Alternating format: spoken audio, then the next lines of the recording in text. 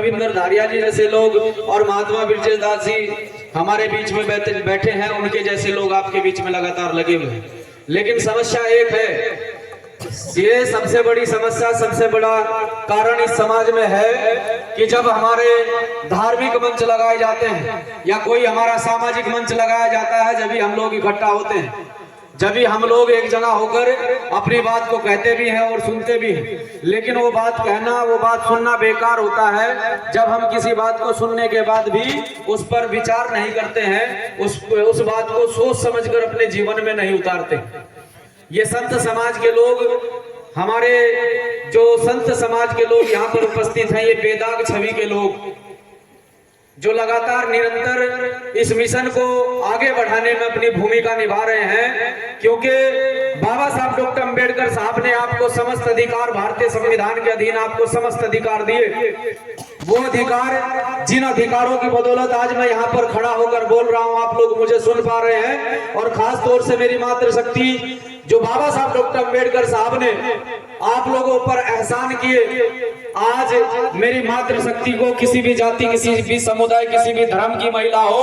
उसे समझना चाहिए और उस एहसान मानना चाहिए बाबा साहब डॉक्टर भीमराव अंबेडकर साहब का। नहीं तो जब बाबा साहब डॉक्टर अंबेडकर साहब का संविधान इस देश के अंदर नहीं था, उससे पहले की स्थिति हमारी और आपकी क्या थी और आज की स्थिति हमारी और आपकी क्या है, ये बाबा साहब डॉक्टर अंबेडकर साहब का संविधान ही आजादी देता है कि आज महिला प्रत्येक फील्ड में बड़ी मजबूती के साथ में अपनी उपस्थिति दर्ज करा रही है और प्रत्येक फील्ड में सक्षम है अपनी बात रखने के लिए, अपने आप को आगे बढ़ाने के लिए। तो मैं यही कहना चाहता हूं कि जितने भी साथी यहाँ पर उपस्थित हैं, मैंने एक बात पिछले प्रोग्राम में कही कि समाज में एक बहुत बड़ी विडंबना है और ये मेरी बात को समझना चाहिए, ये मैसेज मेरा दूर तक जाना चाहिए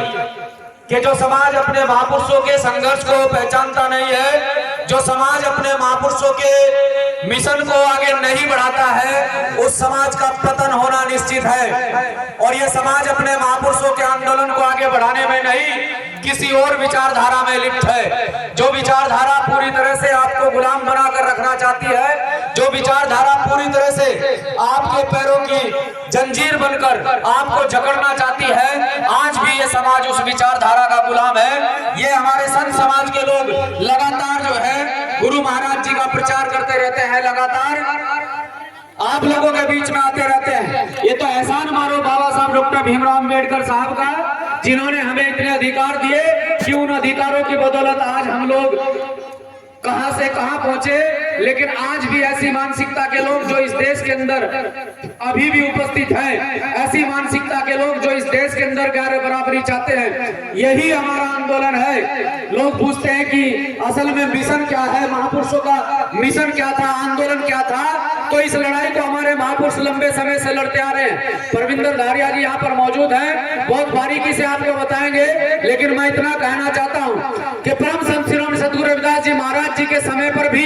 यही लड़ाई थी, बाबा साहब डॉक्टर अंबेडकर साहब के समय पर भी यही लड़ाई थी, कांसीराम साहब के समय पर भी यही लड़ाई थी, और आज वर्तमान समय में आपके जैसे लोग, हमारे जैसे लोग इन समस्याओं से जूझ रहे हैं। आज हम लोग संघर्ष कर रहे हैं, आज लड़ाई लड़ रहे हैं। तो इसी गैर बराबरी के खिलाफ आज भी आंदोलन है कि इस देश में जिस प्रकार से जो व्यवस्थाएं हमारे महापुरुष चाहते थे कि इस देश में सबको समान अधिकार हो, प्रत्येक व्यक्ति को बराबरी का दर्जा हो, आज भी इस देश के अंदर समान अधिकार किसी भी व्यक्ति को नहीं है। आज भी इस देश के अंदर गैर बराबरी है। आप सोच कर देखिए, आज भी इस देश के अंदर गैर बराबरी है। तो इसी गैर बराबरी के खिलाफ ये संघर्ष जारी है। जब तक हमारे लोगों को सम्मान का जीवन नहीं मिलेगा, हम इस संघर्ष को जारी रखेंगे। आप तमाम साथियों को यही कहना चाहता हूं कि साथियों, एक छोटी सी बात है, उसको जरूर सुनना कि ये समाज,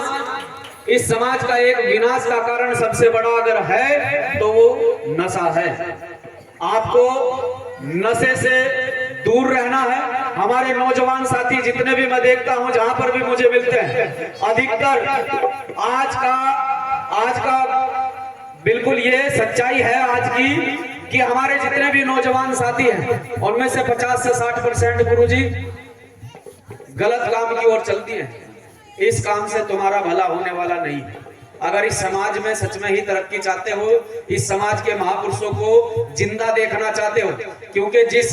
समाज के महापुरुषों की विचारधारा जिंदा रहती है वो महापुरुष हमेशा जिंदा रहते हैं, और जिस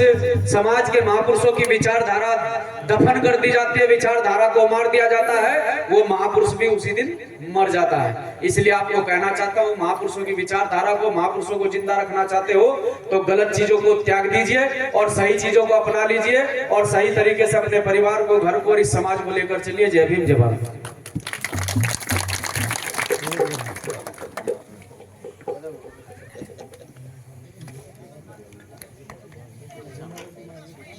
ठीक है जी।